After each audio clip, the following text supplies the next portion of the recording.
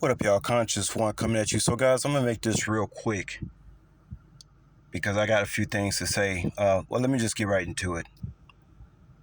It was about the time that I told my grandfather on the phone that I wish that he was my father, and I told him that I wish that I was there to take care of him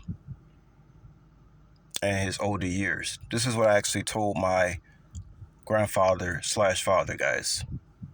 Can you imagine? Let's take for a moment because guys, a lot of what's going on has nothing to do with me, even though it seems like it does, but it really doesn't.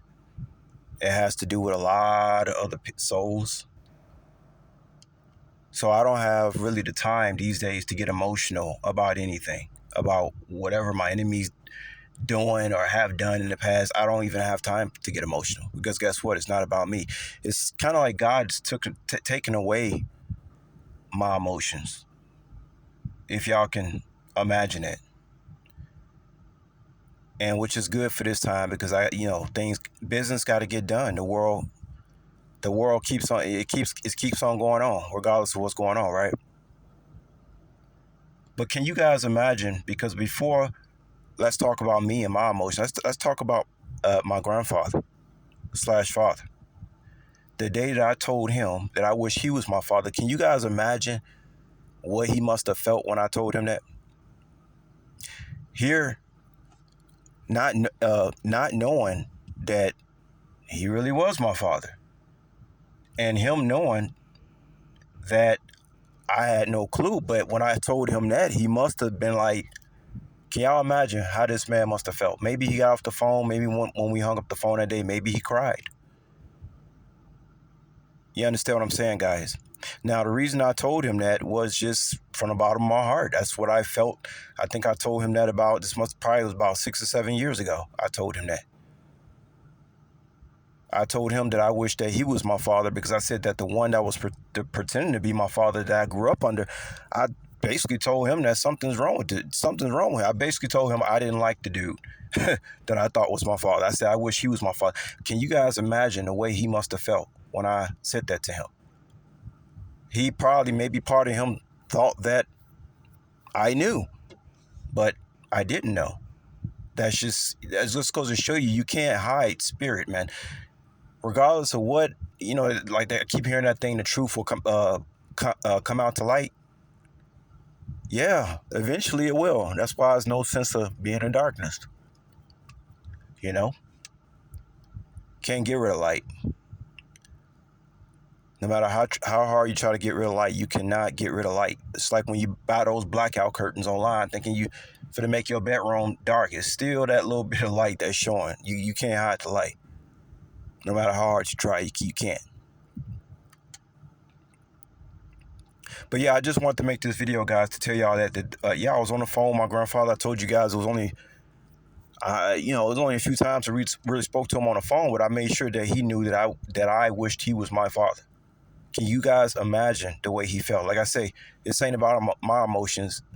It's about the man that's passed on. It's about his life, his accomplishments. I mean, to this day, even if he wasn't my father, that's the greatest black man I've ever known. Outside of Elijah Muhammad, because my grandfather slash father, because he had his own store in the black community. I don't know any black man that I know this day. Yeah, I know black people own businesses and all stuff like that, but I'm talking about in their own community. He's like the greatest black man that I ever knew, whether I knew he was my father or whoever he was. That was like the baddest dude I ever knew. And all my evil ass family could do on my mom's side was make fun of me, make fun of him.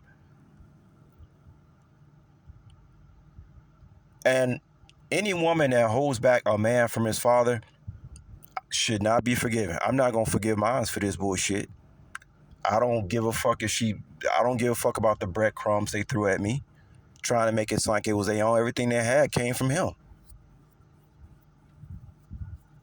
That's why I told y'all it's not gonna be no mercy. Women gotta stop doing stuff like that. And again, guys, I'm not gonna make this about me. I'm making We got to see the forest from the trees here. And truth is, a lot of women do this to their children, to their sons, and they just keep going on with these generational curses and causing a lot of havoc. You know, I don't care if a man wants to be more woman. Let me tell y'all something, women. Men, we have the, I don't know, you have to think about evolution. God put it in a man that he can love more than one woman. And I don't care how you women feel about that. I'm not saying that I would have more wives, or, well, I mean, every prophet in the Bible had more than one wife. So what, why, like I say, people want to pick and choose what's right in the Bible, what's not. Some kind of spell has been put over humanity. It's all based on control. We don't need to get into that. You know, all this stuff about marrying and signing papers with the government. And no, a man is actually capable of loving more than one woman. Now, as far as the opposite, I don't know if God really made women like that. Remember, because we got the seed. The man has the seed. And that's what makes the man very dangerous, because he can actually extinct his own race and start another tree someplace else if he chooses to.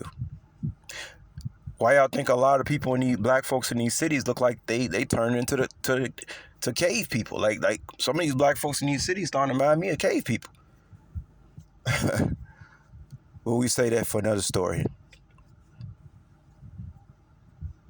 So now I know why I got all these Asiatic features. I remember one time I was on the phone with my father and I told him, I said, you're not no African. I said, you're an Asiatic dude, man. And he said, guess what he told me, y'all? He said he know. And remember, y'all, they tried to tell this man that I was gay. I had to tell him, no, I'm not gay, because they were spreading rumors. And I remember when I went back to my mother and told her what he had said. And this was what my mother said. She says, I wonder how I wonder why he said that. She know why he said that, because they was busy behind my back spreading rumors.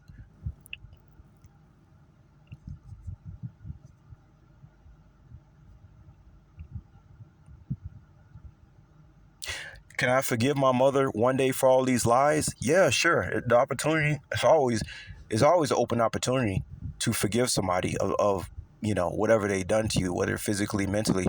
But let's just say I don't ever want to speak to my mother again, ever. Because the horrific thing of having a father on the side that wants to be close to his son, and a woman stepping in the way and not allowing it, and not only that, trying to destroy the strong lineage. I always wonder, why could I dunk a basketball and no other male in the family couldn't, even though I wasn't the tallest. I looked at my so-called father, the one I grew up with now. I said, this man is flat-footed. He's like yellow.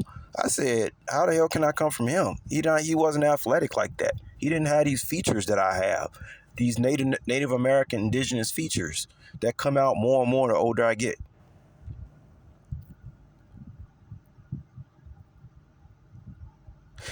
The thing about our enemies, regardless of who they is, guys, it's not about whether we forgive them or not. It's about whether they're going to forgive themselves. And obviously, she hasn't forgave herself, because she's still out here doing evil.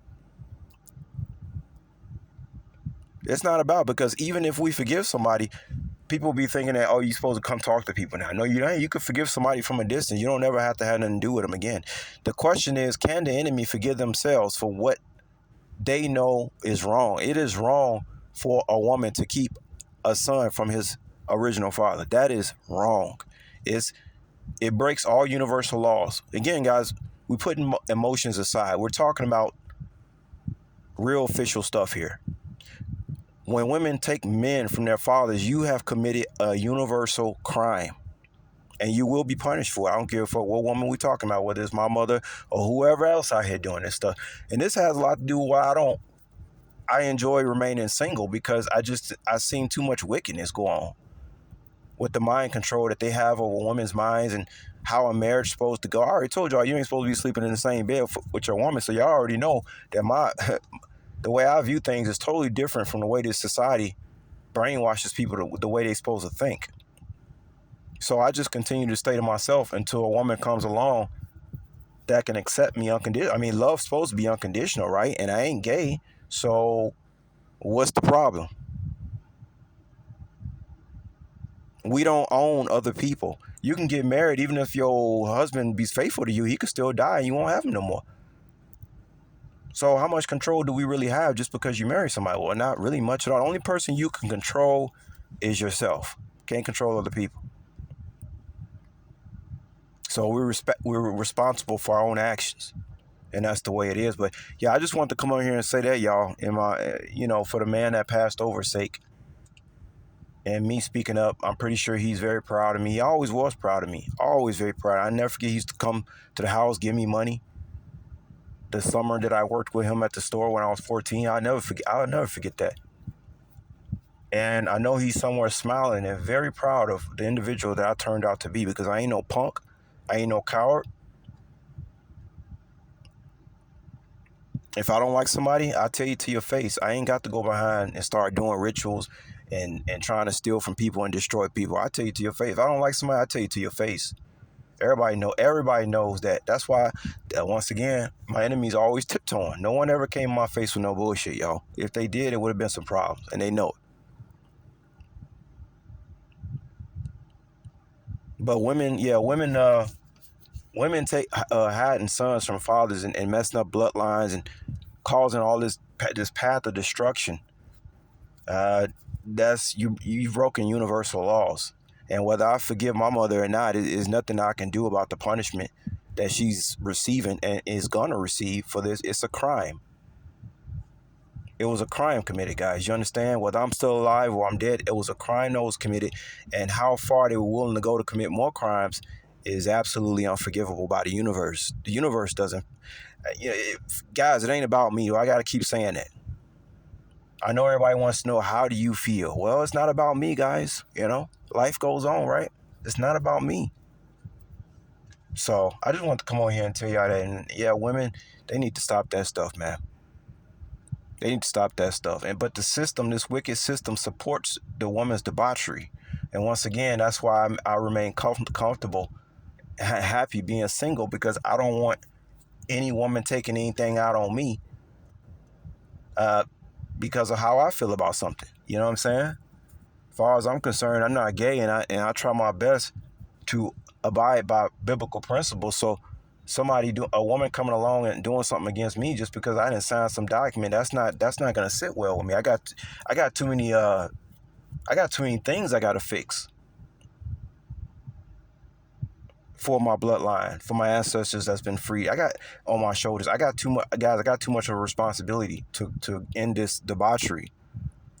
I don't have time for the mess, whether dealing with friends or girlfriends or why. I don't have time for anybody's mess except my own.